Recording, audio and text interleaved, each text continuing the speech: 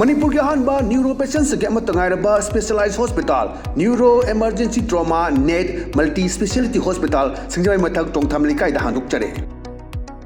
hospital asna maruina BP stroke brain tumor lambi ki khudong thiba spinal disc prolapse spinal tumor amadi migraine chingba layengli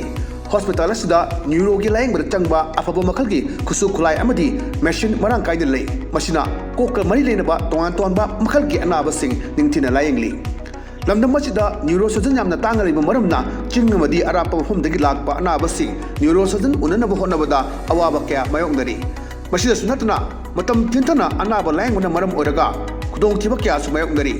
masi punamakhtagi kharado orabusu kananaba Dr. Parkinson Singh MCS Neurosurgery AIMS New Delhi na masamaki hospital asida pung kunmari leituna anaba sing layengli hospital asida ataba mamalda layeng batana OPD general amadi ICU beds operation medicine x-ray amadi lab ka mai lena basnasu ataba mamalda hangalli ngasi magdenshin biro amadi kudong saba singa silobiyo hena kubam road gidamak hospital asigi telephone number 7005534166 natraga 8974572154 da pau phabirak yagani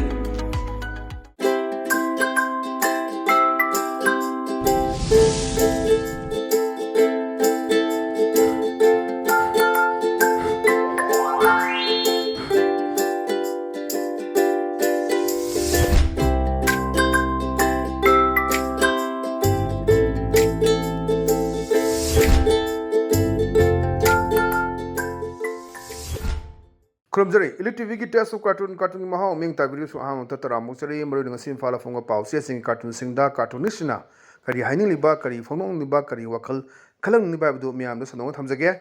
aham lokhatage Shanghai Express ki onthok pani da yeng biam phajaba cartoon ni aiga BBS ki ji khoi wari liba ki shinam ne miam je phamma leire anamana wari kamai lithere ke diamna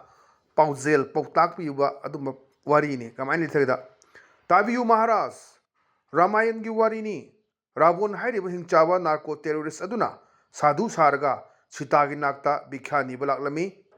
Lakshmana madu torokani khangdana kanamata changmangamdana ba mataima sitabu lei chinglamlaga thamlammi adubu sitana pangdana lei gi wangwada thoklubadagi Ravon gi khayata ta khin yam phajaba pone manungda phummaga chalebse mayamna ure khangba leibanina aduna Lakshman rekha chinga thamen aduna ngasai Rabon narco terrorist ka haisi kanano je aiga BBS na fajana thamakpani aduna moin saklon olaga moi hauna degi plan tawroga leirebani sida jalengam gi kari gi mayam toriba du oidi oiroina mayam na hari duni phanalama Indian constitution na pirasu magi biography leiriba demography leiriba mayam du yenga kanda aduma mayam gi chana kanglon mayam samdok adudani ngasai gi mana sita kamaina haran tawgi sita haran haiduni sita phagi bodo kamai phagi bono admain tawna khoi sisu khangna dum madum kakai haidare khangna khoi amang manet paido madu film ni tawri sena yamna fajaba adumba paujel piba pautak piba wan thok leiba cartoon en thamjage patang da leisna khoi sana leiba ki loiredana sida yam fajaba cartoon ni sisu thaini gi leiriba halam leidaba pauna brajaba si tikendrajit mona mathak dagi wari sana bagi sinama ka cartoon si samakpane mana hai adada sanakya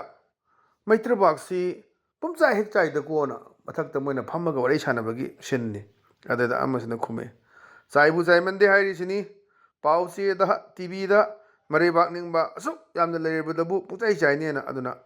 marebak ningba se matamdu da leigadraba koi athauba sing aduna ningnamba leba khuning duga hawjeki hawrakliba mirol sina ningniba leba khuning siga ningji karamba da khenaba leijano leba khuning sena aduna lebak ningba si yam nakpa adagi leiriba civil society makhal hangalakpa organization makhal hangalakpa maira paibigi makhal leirakwa mayam sina khoi si kada mongda leigadagi amagi wa amana tadaba amana haiba amana tadaba amana aina mangaire haiba suma mayam bosijam ego masi mayam leire khoi si lup sumngare dama dam yang gure khoi si aduna adai duda mathakta sargada ko ahal laman sing duna thani pai pusina uraga wari sana bagi silam khak pusala ka na mayam sida achouba message dam khak pina ba adu hona ba koi cartoon ni aduna sanamkhya lebak se pumchai hek chai da ko na kana chai bu chai mande hairi bisini pausi da TV da mari bak ning ba su yamna leiraba da bu na yamna phajaba sisu wan thok leiba cartoon en tamjage patang da leisna khoi khwelan paugi as loire have dune ba ꯁꯤꯗꯗꯤ ꯌꯦꯡꯕ ꯌꯥꯝ ꯐꯖꯕ ꯑꯩꯈꯣꯏ ꯉꯔꯥꯡ fathers ꯗꯦꯒꯤ ꯀꯔꯤꯒꯤ ꯃꯌꯥꯝ ꯊꯥꯒꯠꯅꯕ ꯐꯦꯁꯕꯨꯛꯇ ꯀꯔꯤ ꯇꯧꯀꯥꯟꯗ ꯃꯆꯥꯅꯨꯄꯥꯁꯤ ꯄꯨꯔꯥ ꯌꯣꯠꯇ ꯈꯥꯏꯕꯅꯤ ꯇꯨꯞꯄꯤꯒ ꯃꯅꯤꯡꯒ ꯑꯣꯟꯊꯔꯒ ꯃꯥ ꯍꯥꯏꯕꯅꯤ ꯕꯥꯖꯤꯕꯨ ꯑꯃꯨꯛꯇ ꯄꯣꯔꯒ ꯐꯣꯇꯣ ꯀꯥꯞꯆꯒꯦꯅ ꯑꯗ ꯃꯄꯥꯁꯤꯅ ꯈꯪꯕꯅꯤꯅ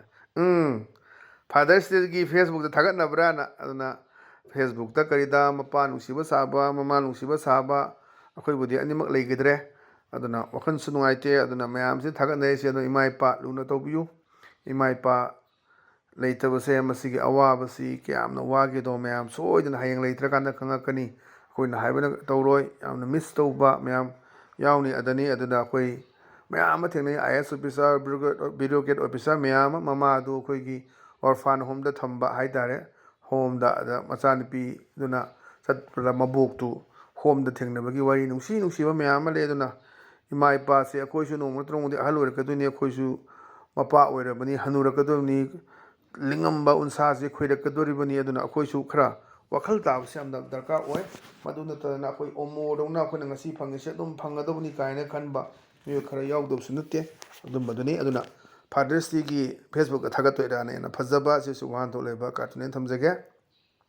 ꯃꯊꯪꯗ ꯂꯩꯔꯤꯁꯤꯅ ꯑꯩꯈꯣꯏꯒꯤ ꯄꯣꯛꯅꯐꯝꯒꯤ ꯕꯥꯂꯣꯏꯍꯦ ꯑꯗꯨꯅꯤ ꯕꯥꯂꯣꯏꯁꯤꯗ ꯌꯦꯡꯕꯤꯌꯨ ꯑꯩꯈꯣꯏ ꯍꯧꯖꯤꯛ ꯂꯩꯔꯤꯕ ꯏꯁꯨꯁꯤꯗ ꯏꯃꯥ ꯏꯕꯦꯜꯁꯤꯡꯅ ꯀꯔꯤ ꯐꯥꯎꯔꯤꯒꯦ ꯍꯥꯏꯕꯗꯣ ꯑꯗꯨꯒꯤ ꯎꯠꯂꯛꯄ ꯌꯥꯝꯅ ꯐꯖꯕ ꯑꯩꯈꯣꯏ ꯀꯥꯔꯇꯨꯟꯅꯤ ꯀꯥꯔꯇꯨꯟꯁꯤꯗꯩꯗ ꯀꯃꯥꯏꯅ ꯇꯧꯒꯦꯗ ꯍꯧꯖꯤꯛꯁꯤ ꯈꯨꯜ ꯉꯥꯛꯑꯝꯕ ꯀꯥꯡꯕꯨꯁꯤꯡ ꯑꯦꯇꯤ ꯀꯥꯡꯕꯨ ꯐꯥꯖꯤꯜꯂꯛꯄ ꯃꯌꯥꯝꯅ ꯄ꯭ꯔꯣꯇꯦꯁ ꯇꯧꯕ ꯃꯌꯥꯝ ꯑꯃ ꯇꯧꯔꯦ ꯑꯗꯨꯗ ꯃꯌꯥꯝꯁꯦ ꯍꯥꯏꯔꯀꯥꯟꯗ ꯃꯣꯏ ꯈꯟꯅꯕꯗꯨꯅꯦ ꯑꯗꯨꯗꯤ ꯏꯆꯦ ꯃꯤꯌꯥꯝ ꯃꯃꯥꯡꯗ ꯃꯈꯣꯏ ꯂꯥꯜꯂꯦ ꯍꯥꯏꯍꯟꯒꯗꯕꯅꯤ ꯂꯥꯟꯁꯨ ꯃꯣꯏꯅ ꯍꯧꯕꯅꯤ ꯌꯨꯝꯁꯨ ꯃꯣꯏꯅ ꯍꯥꯟꯅ ꯊꯥꯕꯅꯤ ꯃꯌꯥꯝꯗꯨ ꯂꯣꯏꯅ ꯁꯦꯡꯗꯣꯛꯍꯟꯒꯗꯕꯅꯤꯅ ꯌꯥꯝꯅ ꯐꯖꯕ ꯑꯁꯤꯁꯨ ꯋꯥꯍꯟꯊꯣꯛ ꯂꯩꯕ ꯀꯥꯔꯇꯨꯟꯅꯤ ꯑꯗꯨꯅ ꯃꯣꯏꯅ ꯂꯥꯟ ꯃꯣꯏꯁꯨ ꯍꯧꯕꯅꯤ ꯈꯨꯠꯂꯥꯏ ꯄꯥꯏꯔꯒ ꯃꯌꯥꯝ ꯑꯗꯨꯒꯤ ꯁꯕꯨꯠ ꯑꯩꯈꯣꯏ ꯋꯤꯠꯅꯦꯁ ꯃꯌꯥꯝ ꯑꯃ ꯂꯩꯗꯨꯅꯤ ꯅꯣꯡꯃꯩ ꯄꯥꯏꯔꯒ ꯃꯌꯥꯝ ꯆꯠꯂꯛꯄ ꯇꯣꯔꯕꯨꯡ ꯕꯪꯒ꯭ꯂꯥꯗ ꯃꯤ ꯊꯨꯒꯥꯏꯕ ꯃꯩ ꯊꯥꯒꯠꯂꯛꯄ ꯃꯌꯥꯝꯁꯦ ꯑꯩꯈꯣꯏꯅ ꯊꯦꯡꯅꯔꯕ ꯋꯥꯐꯝꯅꯤ ꯑꯗꯨꯅ ꯑꯗꯨꯗꯤ ꯏꯆꯦ ꯃꯤꯌꯥꯝ ꯃꯃꯥꯡꯗ ꯃꯈꯣꯏ ꯂꯥꯜꯂꯦ ꯍꯥꯏꯍꯟꯒꯗꯕꯅꯤ ꯂꯥꯟꯁꯨ ꯃꯣꯏꯅ ꯍꯧꯕꯅꯤ ꯌꯨꯝꯁꯨ ꯃꯣꯏꯅ ꯍꯥꯟꯅ ꯊꯥꯕꯅꯤ ꯃꯌꯥꯝꯗꯨ ꯂꯣꯏꯅ ꯁꯦꯡꯗꯣꯛꯍꯟꯒꯗꯕꯅꯤꯅ ꯍꯧꯖꯤꯛ ꯀꯃꯤꯇꯤꯗ ꯁꯦꯝꯗꯅ ꯂꯥꯟꯁꯦ ꯀꯃꯥꯏꯅ ꯍꯧꯔꯛꯀꯦ ꯈꯣꯠꯂꯛꯀꯦ ꯊꯤꯖꯤꯟꯅꯕ ꯀꯟꯅ ꯍꯣꯠꯅꯔꯤꯑꯅ ꯑꯗꯨ ꯀꯌꯥꯝ ꯀꯨꯏꯅ ꯊꯤꯖꯤꯟꯗꯣꯏꯅꯣ ꯊꯤꯖꯤꯜꯂꯒ ꯑꯗꯨꯝ ꯂꯩꯈꯤꯗꯣꯏꯔꯥ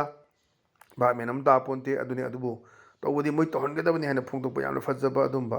ꯋꯥꯍꯟꯊꯣꯛ ꯂꯩꯕ ꯀꯥꯔꯇꯨꯟ ꯍꯥꯏꯅ ꯊꯝꯖꯒꯦ ꯃꯊꯪꯗ ꯂꯩꯔꯤꯁꯤꯅ ꯑꯩꯈꯣꯏ ꯅꯥꯔꯣꯟ ꯊꯧꯗꯥꯡꯒꯤ ꯍꯋꯥꯗꯣ ꯂꯩꯔꯥꯡꯗꯣꯅ ꯑꯗꯩꯗ ꯑꯩꯈꯣꯏꯒꯤ ꯃꯟꯇ꯭ꯔꯤꯒꯤ ꯑꯣꯐꯤꯁꯀꯤ ꯁꯤꯟ ꯑꯃꯈꯛ ꯄꯨꯊꯣꯔꯛꯄꯅꯤ ꯇꯧꯕꯗꯤ ꯄꯥꯡ ꯇꯧꯔꯝꯃꯣꯏ ꯈꯔ ꯇꯧꯔꯝꯕꯁꯨ ꯌꯥꯎꯔꯝꯒꯗ꯭ꯔꯥ ꯑꯗꯩꯗ ꯃꯥꯅ ꯃꯥꯏ ꯁꯥꯔꯁꯤꯗ ꯈꯨꯝꯕꯅꯦꯕ ꯁꯥꯔ ꯍꯅꯨꯕ ꯑꯃꯒ ꯇꯥꯏ ꯄꯨꯟꯕ ꯅꯨꯄꯥ ꯑꯃꯒ ꯐꯝꯍꯧꯔꯤ ꯁꯥꯔ ꯑꯅ ꯍꯥꯏꯕ ꯑꯗꯩꯗ ꯉꯁꯥꯏꯒꯤ ꯏꯂꯦꯛꯇꯦꯁꯇ ꯀꯩ ꯍꯥꯏꯒꯦꯗ ꯇꯥꯏ ꯄꯨꯟꯕ ꯅꯨꯄꯥꯗꯨ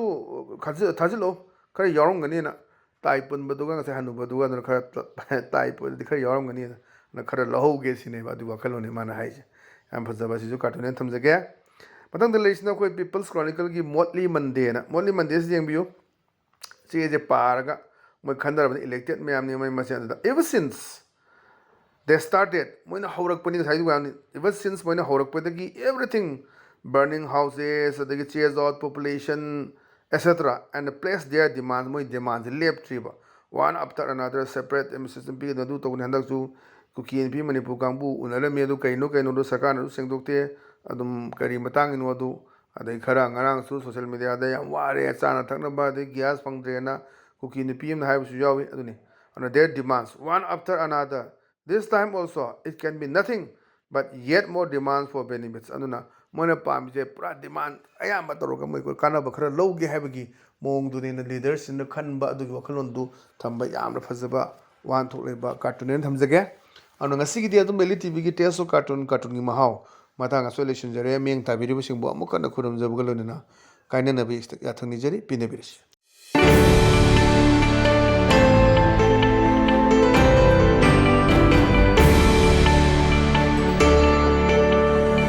Trauma Net Multi Speciality Hospital Singjai Mathak Tongtham Likai da handuk chare Hospital asna maruina BP stroke brain tumor lami ki khudong thiba spinal disc prolapse spinal tumor amadi migraine chingba layengli Hospital asda neuro gi layeng bada changba afaba makhal gi khusu khulai amadi machine marang kai lei machina kokka mari lena ba tongan tonba makhal gi anaba sing ningthina layengli lamdam masida neurosurgeon yamna tangariba maramna chingmadi arapa mafumdagi lakpa anabasing neurosurgeon unanaba honabada awaba kya mayongdari masida sunatna matam tintana anaba lainguna maram oraga khudong thiba kya su mayongdari ꯃꯁꯤ ꯄꯨꯝꯅꯃꯛꯇꯒꯤ ꯈꯔꯗ ꯑꯣꯏꯔꯕꯁꯨ ꯀꯟꯅꯅꯕ doctor ꯄꯥꯔꯀꯤꯟꯁꯟ ꯁꯤꯡ MCS ꯅ꯭ꯌꯨꯔꯣꯁꯔꯖꯔꯤ AIMS new ꯗꯤꯜꯂꯤꯅ ꯃꯁꯥꯃꯛꯀꯤ hospital ꯑꯁꯤꯗ ꯄꯨꯡ 24 ꯂꯩꯗꯨꯅ ꯑꯅꯥꯕꯁꯤꯡ ꯂꯥꯌꯦꯡꯂꯤ hospital ꯑꯁꯤꯗ ꯑꯇꯥꯕ ꯃꯃꯜꯗ ꯂꯥꯌꯦꯡꯕꯇ ꯅꯠꯇꯅ OPD ꯖꯦꯅꯔꯦꯜ ꯑꯃꯗꯤ ICU bed operation medicine x-ray ꯑꯃꯗꯤ ꯂꯦꯕꯀ ꯃꯔꯤ ꯂꯩꯅꯕꯁꯤꯡꯗꯁꯨ ꯑꯇꯥꯕ ꯃꯃꯜꯗ ꯐꯪꯍꯜꯂꯤ ꯉꯁꯤꯃꯛ ꯂꯦꯡꯁꯤꯟꯕꯤꯔꯛꯎ ꯑꯃꯗꯤ ꯈꯨꯗꯣꯡꯆꯥꯕꯁꯤꯡ ꯑꯁꯤ ꯂꯧꯕꯤꯌꯨ ꯍꯦꯟꯅ ꯑꯀꯨꯞꯄ ꯃꯔꯣꯜꯒꯤꯗꯃꯛ ꯍꯣꯁꯄꯤꯇꯥꯜ ꯑꯁꯤꯒꯤ ꯇꯦꯂꯤꯐꯣꯟ ꯅꯝꯕꯔ 7005534166 ꯅꯠꯇ꯭ꯔꯒ 8974572154 ꯗ ꯄꯥꯎ ꯐꯥꯎꯕꯤꯔꯛꯄ ꯌꯥꯒꯅꯤ